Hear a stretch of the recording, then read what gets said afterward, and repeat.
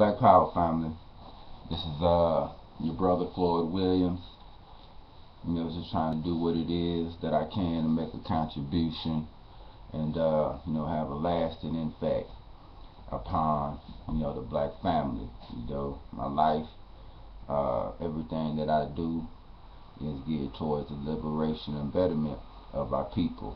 And my goal as a being is to let my life be an inspiration through my respiration.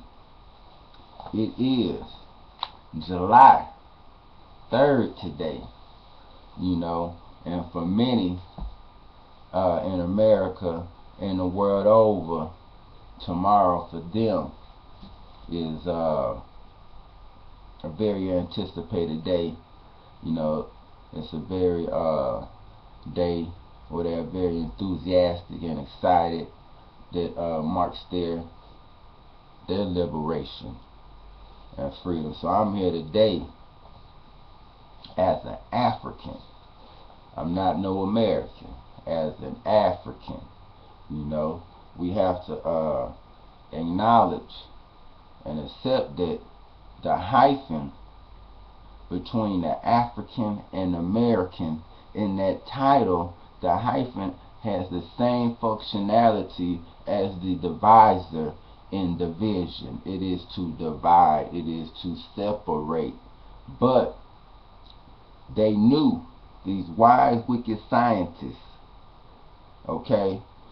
these white men, they knew that we are a people that are righteous by nature, and that we would be so happy to be a part, to be amongst, to be so-called accepted, that they knew psychologically if they come up with this expression and appellation, African American, that many of us will get wooed and sidetracked by it and back up from the fight, because we would finally have a sense of relief and say, you know what, I'm American now. I'm a part of the system.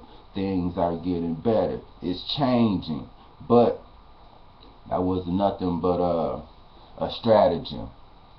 Nothing but a stratagem and a tool of deception.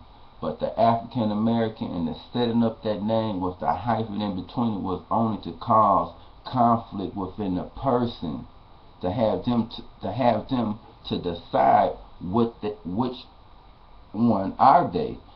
Am I going to be African or am I American? Which one? And as a people, we are the only ones that are asked to make a choice between being African and American.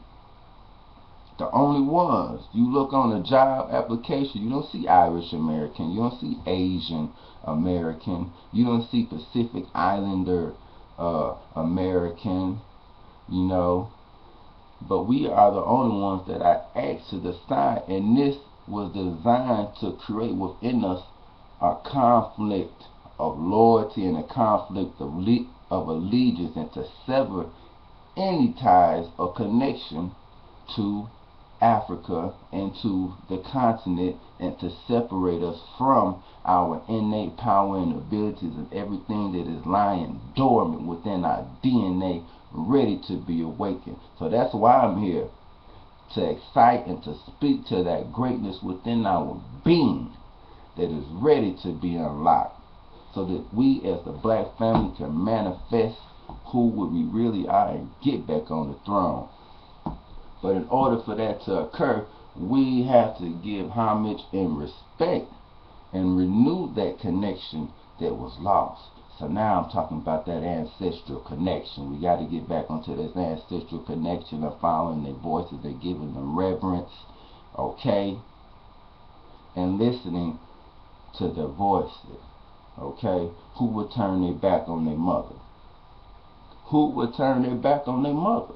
That's the question that I pose to you right now, because we both know that a man and a woman within his right mind will not do so.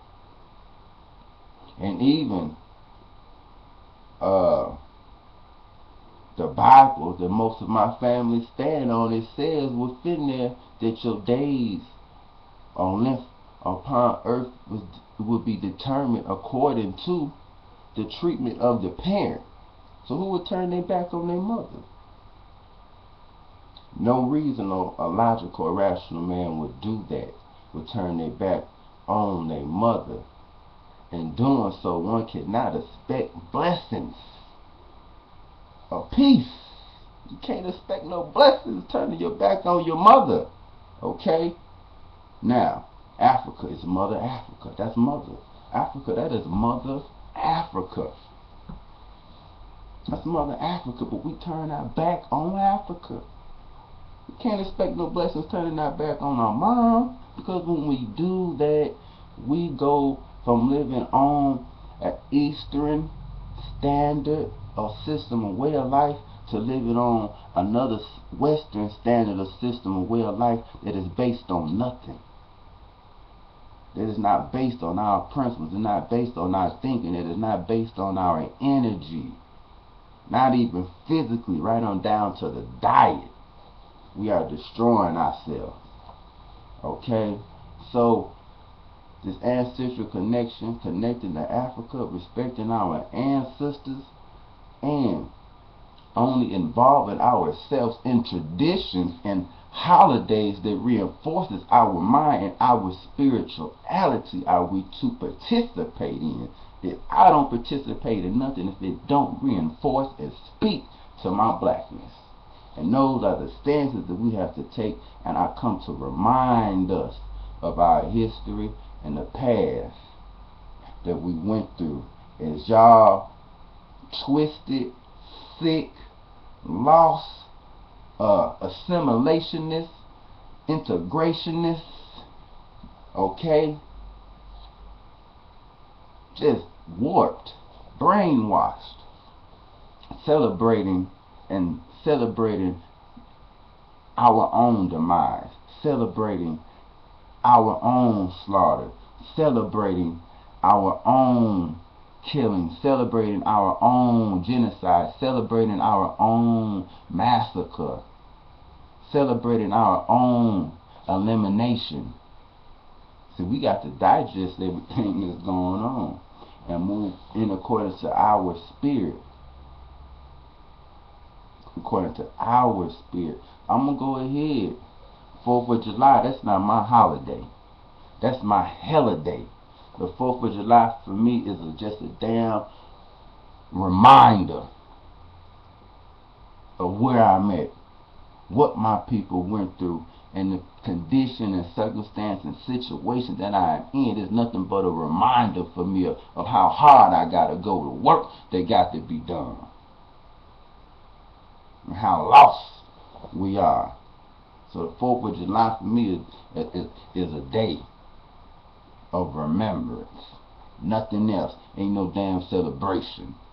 It's a day of pain. It's a day of misery. That's what it is. So I'm going to go ahead and get started and share a few things from the books. Let the energy and voice of the ancestors, prevail. And as I do so, I want you to visually form a picture in your mind of that particular time and era and what our people was going through, the suffering, what they fought against, what they fought for. Okay? And just think of the blood. Think about the loss of lives. Think about the babies. Think about the children. Think about them jumping off the ships. Think about the rape. Think about the stomachs being split open with the babies being allowed to drop and hit the ground. Think about the man being pulled apart on the horses. Think about everything. Think about it. Think about it. And compare it to the day. This comes from a book, Great Speeches by African Americans. Frederick Douglass, Sojourner Truth, and others. This is it right here. This is it right here. But our ancestor, Brother Malcolm X, said in his speech, the ballot or the bullet, the ballot or the bullet that he gave April 3rd, 1964, the ballot or the bullet. Okay? The ballot or the bullet. Malcolm X. Well, I am one who does not believe. I am not a politician, not even a student of politics. In fact, I'm not a student of much of anything. I am not a Democrat. I'm not a Republican. I don't even consider myself an American. If you and I weren't Americans, there'd be no problem. Those hunkies that just got off the boat, they're already Americans.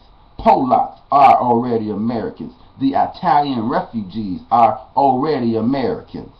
Everything that came out of Europe, every blue-eyed thing is already an American. And as long as you and I have been over here, we are not Americans yet. Well, I am one who does not believe in deluding myself. I'm not going to sit at your table and watch you eat with nothing on my plate and call myself a diner. Sitting at the table does not make you a diner unless you eat some of what's on that plate. Being here in America does not make you an American. Being born in America does not make you an American. Why? If birth made you American, you would not need any legislation. You would not need any amendments to the Constitution. You would not be faced with civil rights filibustering in Washington, D.C. right now. They don't have to pass civil rights legislation to make a Polack an American. No, I'm not an American. I'm one of the 22 million black people who are the victims of Americanism. One of the 22 million black people who are the victims of democracy, nothing but disguised hypocrisy. So I'm not standing here speaking to you as an American or a patriot or a flag saluter or a flag waver. No, not I. I'm speaking to you as a victim of this American system. And I see America through the eyes of the victim. I don't see any American dream. I see an American nightmare. These 22 million victims are waking up. Their eyes are coming open. They're beginning to see what they used to only look at. They're becoming politically mature. They are realizing that there are new political trends from coast to coast. Alright? Not no American. You ain't no American. It's because you was born on that soil. If a black woman hop on a plane and she pregnant and she give birth to her baby, let's say in Poland or somewhere. She goes somewhere in Europe, some damn where. She on the plane and she pregnant and she give birth to her baby in Europe, Poland. That don't make her damn baby Polish. Because she got on a plane and she gave birth to that child over there. That don't make that baby Polish. No, that don't make that baby Polish any more than it makes a black person born on American soil against their will an American. Huh? That don't make you no American. So we got to realize that, and we got to honor that. Being born on American soil, it don't make you American. Okay? That don't make you no American. Because when you are American and you are part of a system, you don't have to fight for what is right. You don't have to fight for what we call equality, equal rights, fair justice, and equal law, and all this, that. You don't have to fight for it. It's automatic. It's automatic. Automatic means that it is innate and inborn in the rule and system of law. Innate meaning there's no questions about it. It's something that's automatically given to you. And even within the founding documents, they said that in the preamble that all men are born with certain inalienable rights, with the right of life, liberty, and pursuit of happiness. But ever since this idea was spoken, when have we received that? When have we received that? We still are asking for that. We still are fighting for that. Our people are presently still in the streets marching and singing songs, holding hands, kumbaya, we shall overcome for that inalienable right. Come on now, time to wake up. So right now, this right here is shock and awe. Okay, the Voting Rights Act expired. The Voting Rights Act had expired several years ago. It expired. The Voting Rights Act expired. Do you know that? The Voting Rights Act is something that we only have, and you on borrowed time did it expire, and Obama had to extend it for like 25 or 26 years? We still ain't even got voting rights. I'm just pointing out to you the trickery and the technology. Okay? We don't have it, family. We don't have it. You still fight for it. Okay? So, justice has always throughout history come through by man's hands. Okay? This right here, this is the law. This is the law. This is where it comes from. And the word emancipate comes from the Latin dealing with the etymology of the word, which is emancipare. And emancipare means to only free from the hand.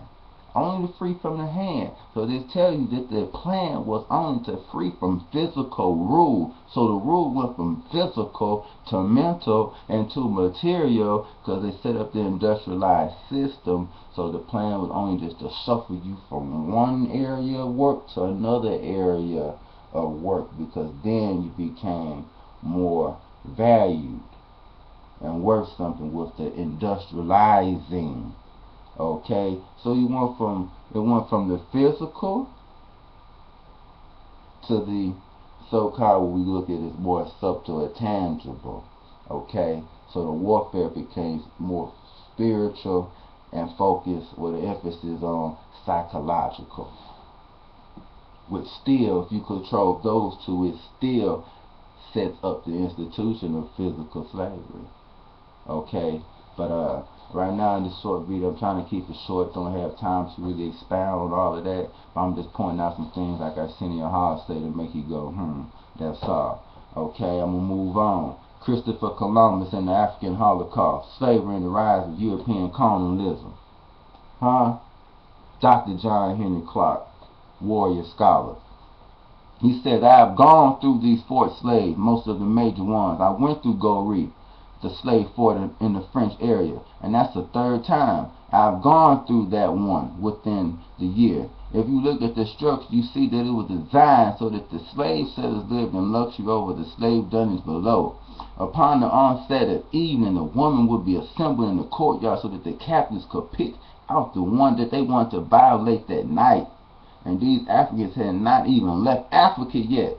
We see the beginning of a process which we have not dealt with as a people. Bastardization, where they not only bastardize the body, they bastardize the mind. Today you can find a jet black person with a bastardized mind. He doesn't know where his mind is, or who he's loyal to, or who his paymaster is, but that process of physical bastardization will begin there. And part of the mental bastardization would also begin there, because sometimes they kept back the mother and the bastard child. They will later become part of the slave trade system in the village around the fort. But now, once the system got on the way and the people were on the way to the various markets, we have another process, which is the same process in a slightly different way.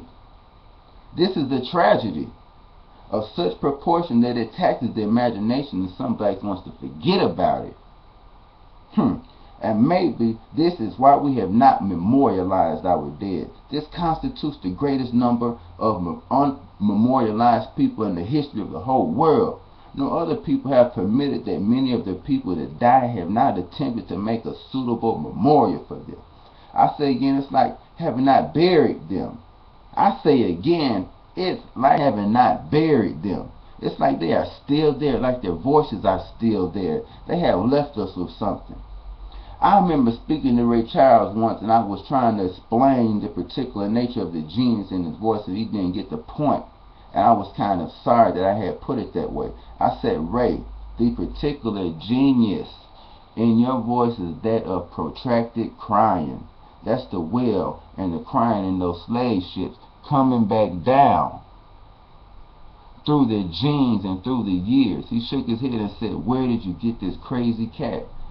I wish I could see him. He missed the point. I had never been more sincere in all my life, and I believe that the genius of our survival is what we have misunderstood.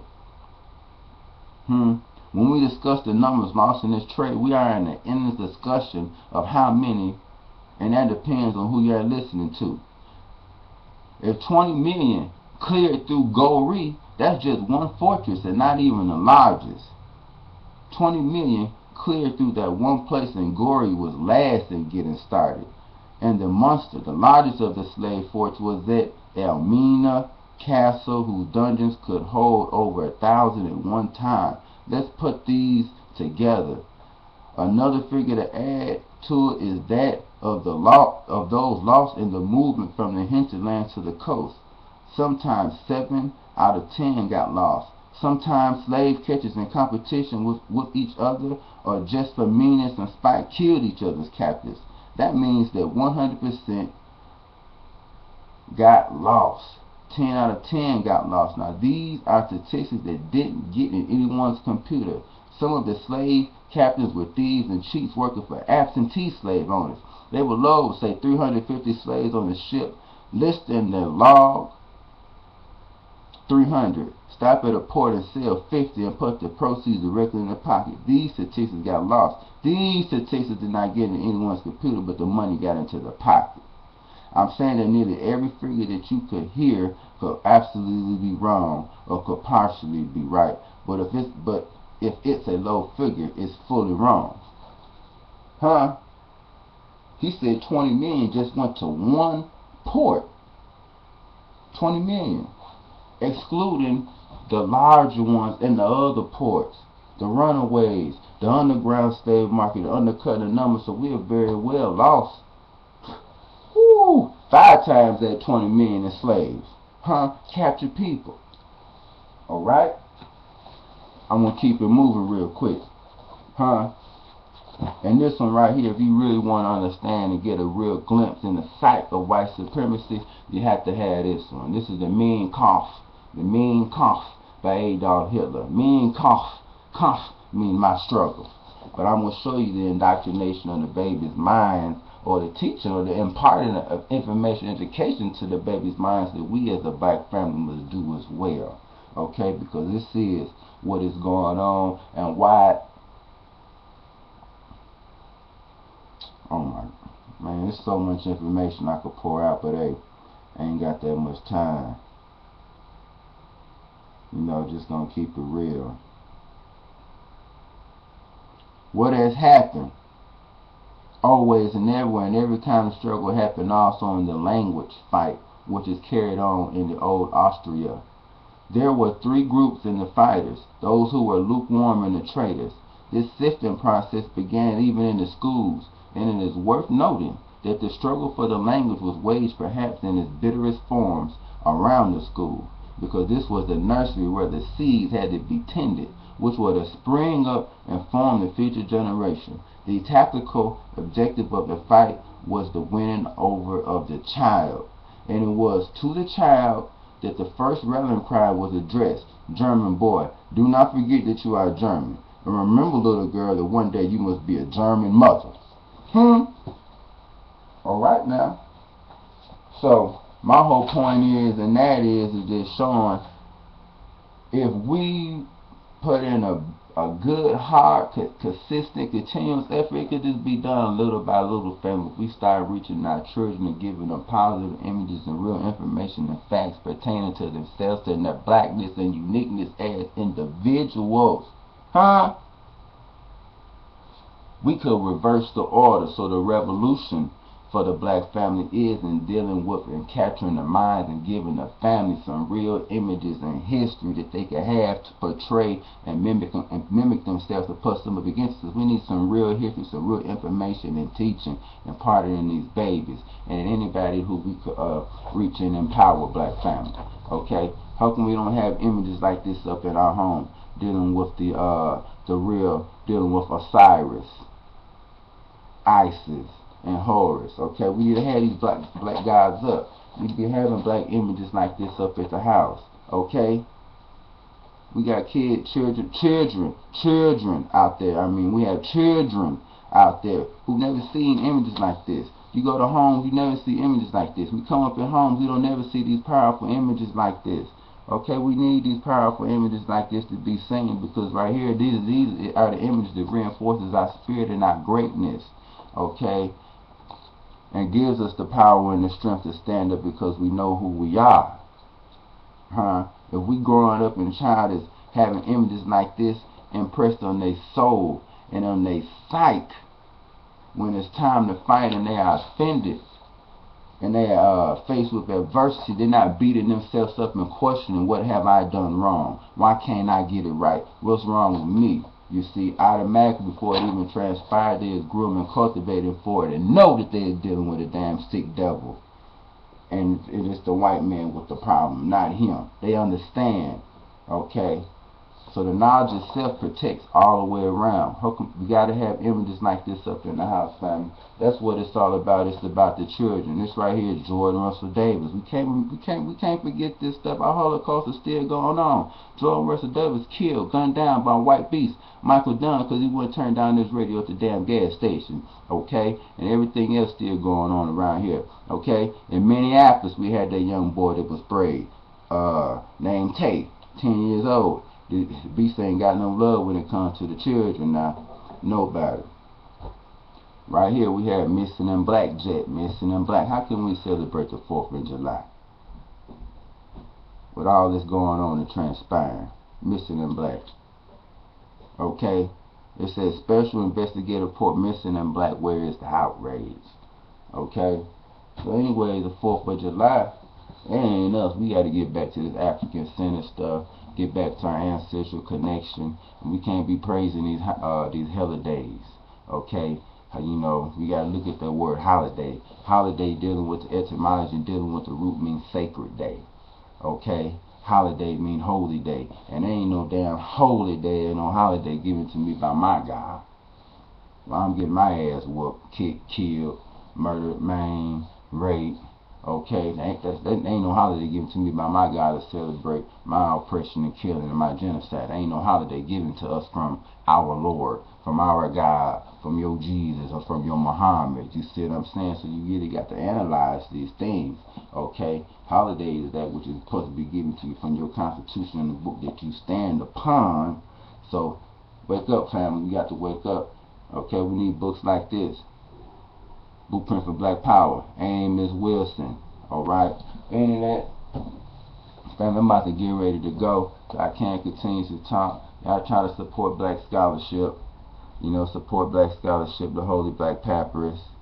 You know, this is our book that I'm the author of, written by myself, forward written by General Sarah Seti. This is the Holy Black Papyrus, family.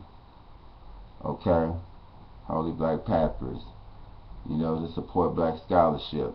Find a book on Lulu. I have another book, The Origin of Racism. Okay, it's on Amazon. The Origin of Racism. You can find it, get with my brother, Mental Son of Artifacts Clothing, artifactsclothing.com. Black Power, brother. I appreciate all your support. You know, this is my first book, The Unspoken Truth. Find this book. You want it? I'll give you this book free, family. I'll give you this book free. You hit me up on the video, inbox me, whatever, email, I'll send it to you. You know, Black Power, that's what it's all about, trying to disseminate a little information and knowledge, family. But let's come back to our principles. You know what I'm saying? Let's come back to our principles and our spirituality and stop. We got to come up out of America. We got to come up out of it. Mentally, come up out of it. You could be over here, but get up out of it mentally and spiritually. Come back home. Black Power.